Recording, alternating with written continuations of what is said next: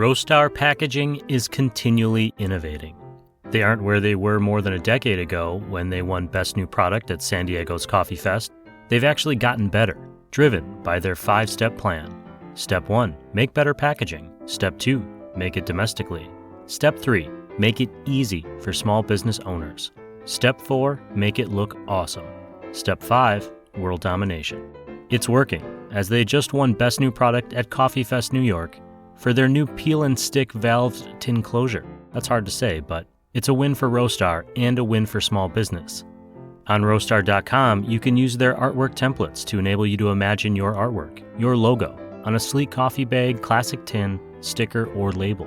Roastar has been and is tipping the scales to favor solo entrepreneurs and small businesses, using digital printing to offer faster turnaround times and smaller print runs for coffee roasters.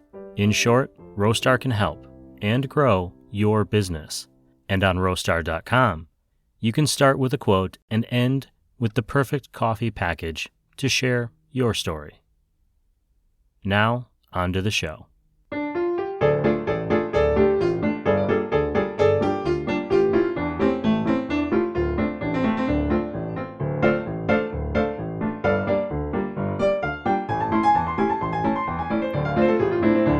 Hey, good morning, everyone. Welcome to Season 10, Episode 3 of the Coffee People Podcast, which is part of the Roast West Coast Coffee Network, which you can find online at roastwestcoast.com. This podcast is presented by Roastar Coffee Packaging. They're super cool, so I decided to make a super duper special bonus podcast all about Coffeefest New York. I'm Ryan Woldt, and this is the Coffee Podcast, where we meet really compelling human beings from all corners of the coffee industry.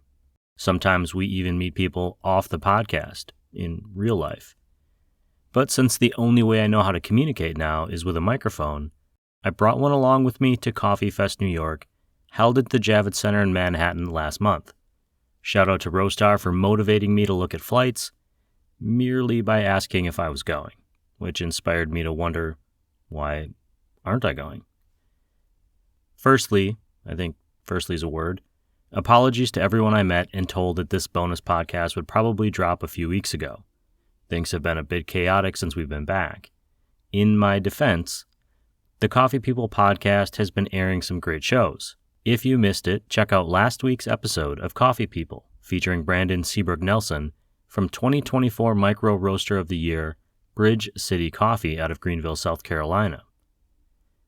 Also, this episode was delayed because working on it made me feel all the things. I hadn't been to New York in a decade. For a brief period, my wife and I lived there. We left fairly quickly when she got into graduate school out of state. I just assumed we'd go back. New York is one of those places where I feel most at home. Or I did. I didn't know if I would still feel that way after a pandemic and a decade of West Coast living. Long story short, New York is still New York. Ever evolving, ever calm in a swirl of chaos, and still one of my favorite places on the planet. So working on this podcast makes me happy because I loved meeting and drinking coffee with everyone. I loved walking around the city and seeing the parks again. But it also makes me feel sad because I miss the city and the person that I am there. In New York, I'm not the cranky coffee-drinking old man. I'm the nice guy. Anyway, I went to Coffeefest, and I met a few people. You'll find links and more notes in this podcast's show notes, and of course on coffeepeoplepodcast.com. So fill up your mug, or pull yourself a shot, or stop by your local roaster and have someone do all that hard work for you, because here are some of the highlights.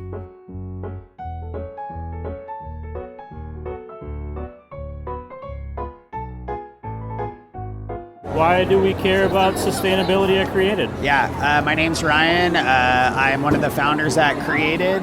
We started in 2015, and actually we kind of started the brand out here in New York City. We're based out of California, but Coffeefest was our first trade show. And at the time we were just doing ceramics, and we loved coffee, and we wanted to create an item that, one, was sustainable. There wasn't any waste going out there, and so that's why we were using ceramics. We developed an espresso line, so for espresso, cap, lattes, cafes using them. all over the country, even globally. And then secondly, we launched our reusable line to go out the door, so a travel line. And so that's a vacuum insulated line. So we have our ceramic line and now our stainless line. Everything's reusable, and it's been great. Well, I know I'm stoked about the cup that I got today. Nice. So thank you very much. Yeah, for sure. Have a good show. Yeah, thank you. Appreciate it. Sure. My name is Truy Nguyen. I'm hoping to open up a roastery in New Jersey, catering to Vietnamese coffee. We'll call it Cafe Den, or as Vietnamese speakers know, it just means black coffee. Hopefully you get a smooth cup of black coffee from my roastery. That's very cool. What inspired you to try to open your own place? Because I noticed that we don't have a lot of like Vietnamese roasteries here in the U.S. There are some, but the flavor profile that I was looking for when I went to Vietnam, I couldn't find here yet. So I was like, you know what? Let's give it a shot, and I'm hoping to replicate that and bring a little bit of something from Vietnam over to the States. I love it. Well, good luck.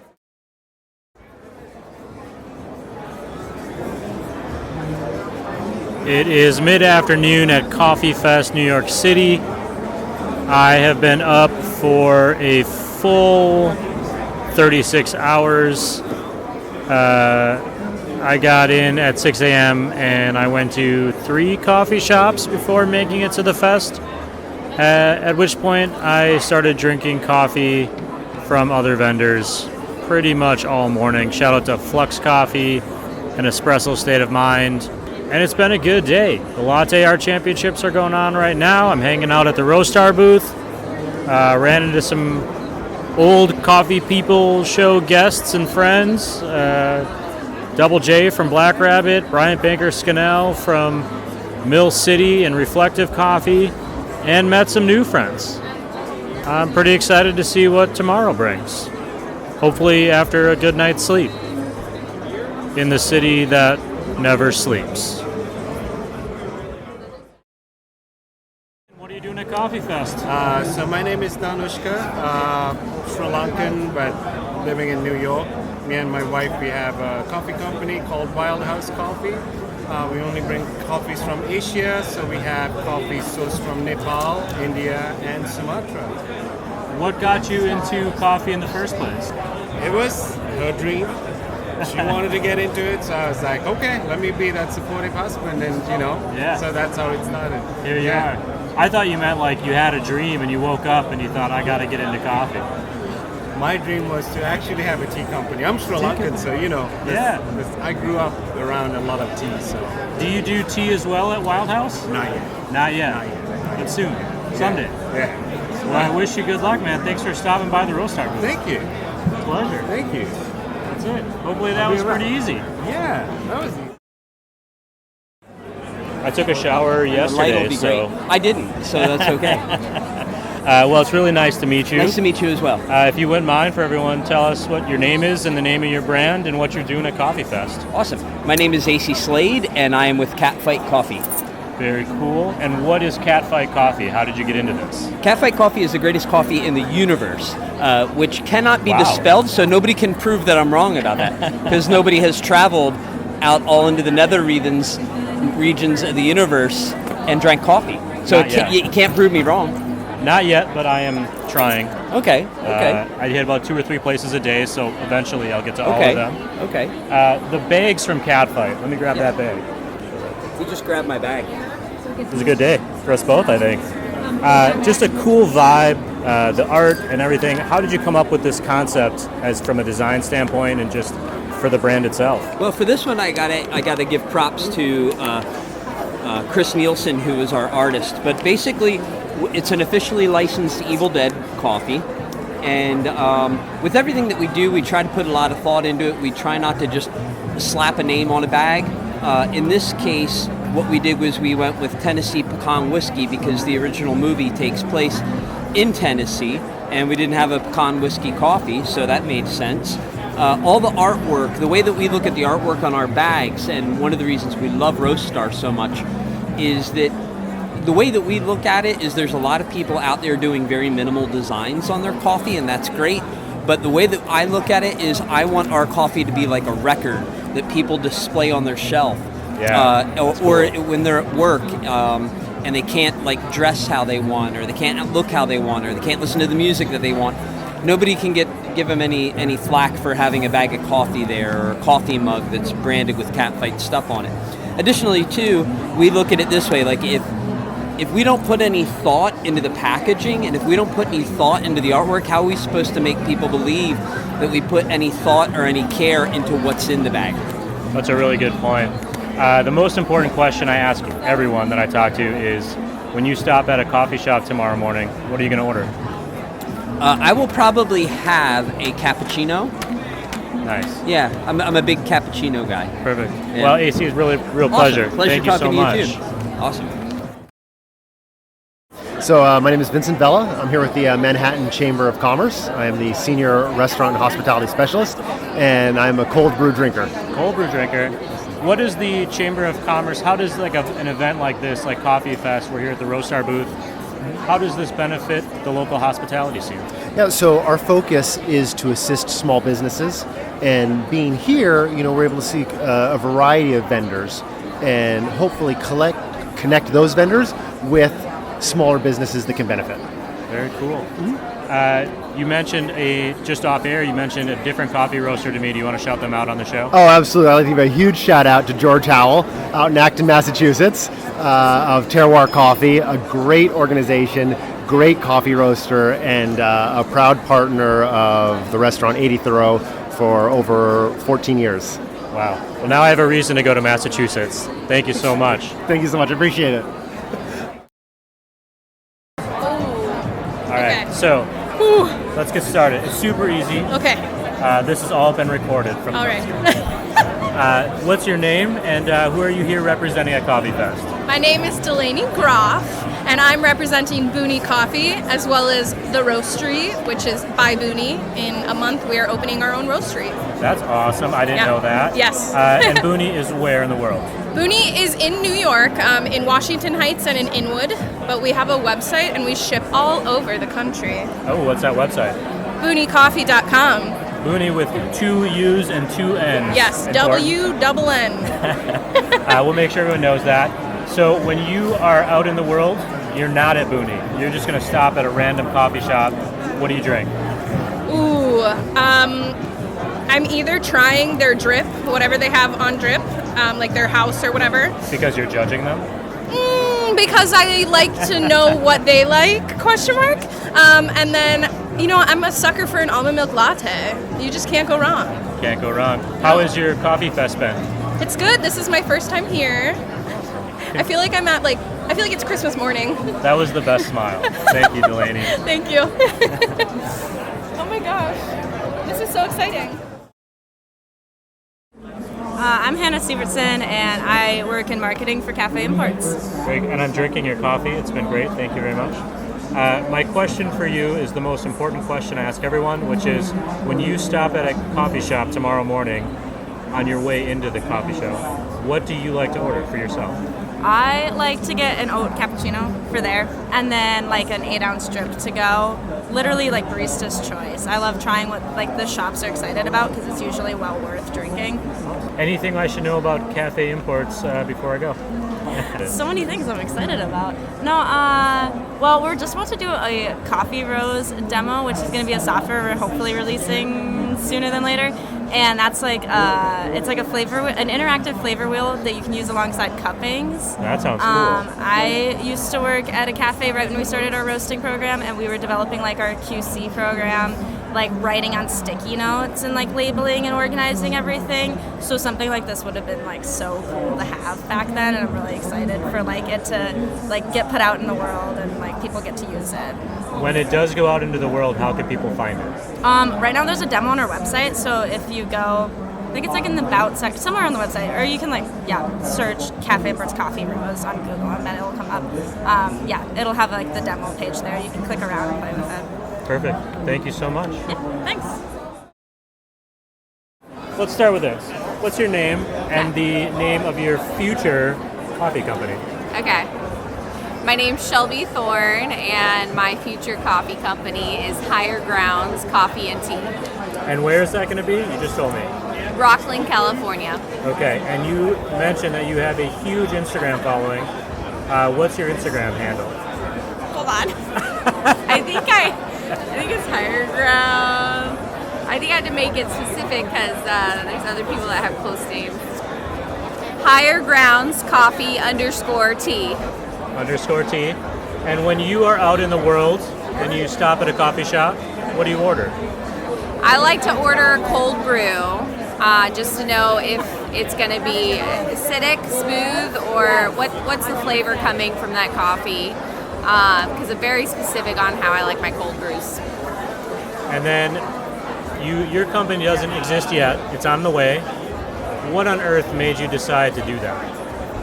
I've had a dream of having a brick and mortar actually for quite some time, and just got laid off at the start of the year and decided it was time to jump into my dream head first and go after something that's a little bit more attainable at this time with a trailer, and hopefully move into a brick and mortar in the near future. Well, I'm excited to come and visit someday, Shelby. Thank you so much. Of course. And also, we're going to be giving 10% of our proceeds to fight human trafficking. So my name is Talia Arroyo, and I'm working for Creative Co.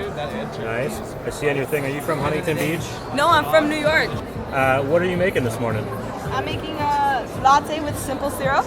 We're using proper. Cool. And then, you're good with oat milk? Yeah, of course. When you go to a coffee shop, what do you drink? I usually drink just a cortado with like oat milk. Very cool. How has Coffeefest been for you? I love it. We've been super busy. I've met so many unique characters. And being a New Yorker and meeting people who like work at local coffee shops is super dope. That's awesome. If I'm out in New York, where should I go to get coffee tomorrow? Think Coffee. Think for Coffee? Sure. They're Yeah. everywhere. I've seen them all over the place. Yeah, they're fire. They give back to their farmers. It's awesome. They even source from them too. Well, of course they source from them, but like they're super connected, you know what I mean? Yeah, that's very cool. Well, thank you so much. I appreciate you making this cup of coffee for me. Always, I got you. I think this is it for Coffeefest New York. It has been a long 3 days. I have had a lot of coffee, which I never realized until I'm staring up at the ceiling in my hotel room at 3 in the morning, hoping to fall asleep. And also then actually dreaming about having more coffee the next day. Thank you to Roastar for inviting me along on this trip and letting me hang out at their booth, talking to people, and see you again soon, New York.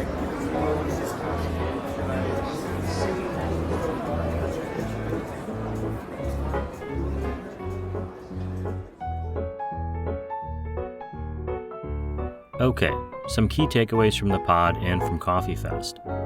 There are a lot of people launching coffee companies and trying to find their niche in coffee.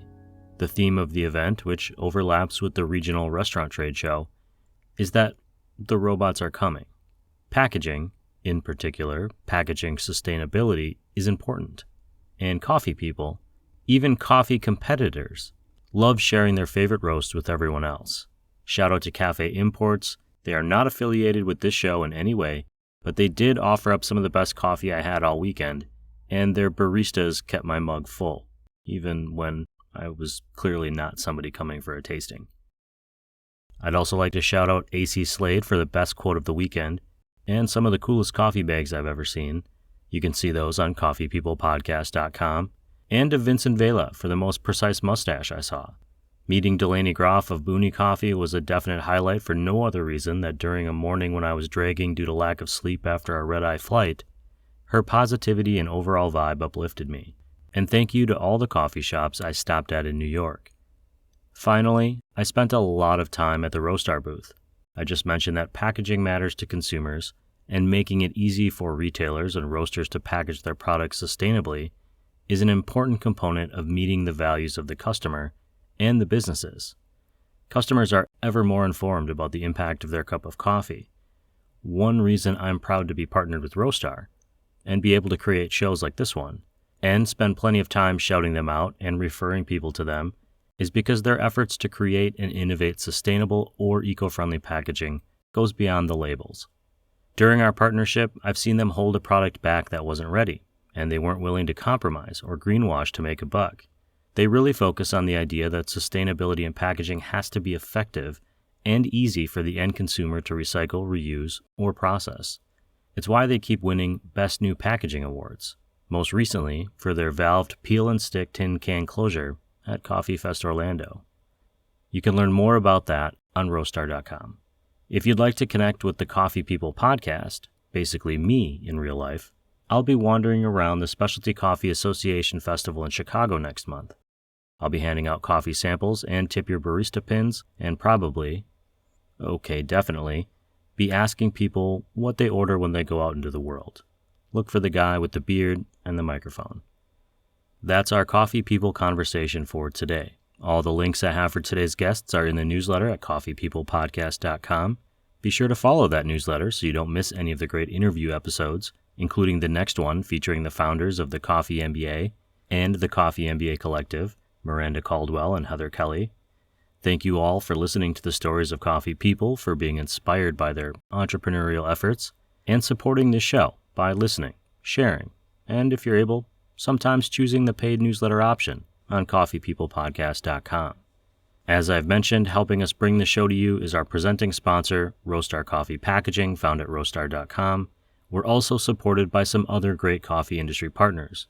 Our legacy partners include Zoombar Coffee and Tea. I'm drinking them this morning. Steady State Coffee Roasting, Mostra Coffee Company, Coffee Cycle Roasting, Maria Coffee, and Cape Horn Green Coffee Importers. A special thank you to Alden at Crossings Coffee and Jared and Luke Hales of Hesea Coffee Source, who've been presenting sponsors of our Coffee Smarter efforts.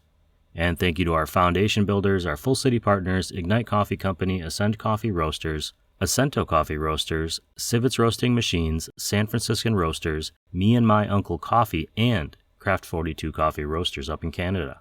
This show, the Coffee People podcast, is part of the Roast West Coast Coffee Network, and this episode has been written, produced, and recorded by me, Ryan Woldt. I always notice I speed up my voice at the end of a show. I hope this episode has found you happy, healthy, and with at least a thread of sanity left, enabling you to make it through the day. Always tip your baristas and be sure to drink good coffee.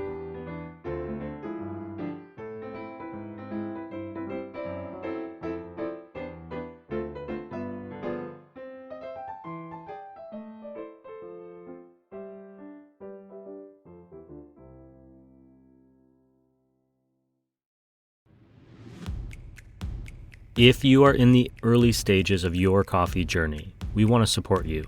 Check out the Coffee Smarter Education podcasts. Coffee Smarter is designed to enable coffee drinkers to brew a better cup of coffee at home. And Coffee Smarter Pro covers industry-specific topics for baristas, roasters, shop owners, and aspiring coffee professionals. You'll find both shows on your favorite podcast platforms or on our website at coffeesmarterpodcast.com. We have to wait for airplanes now because trucks weren't enough. The never-ending joy of recording in the city.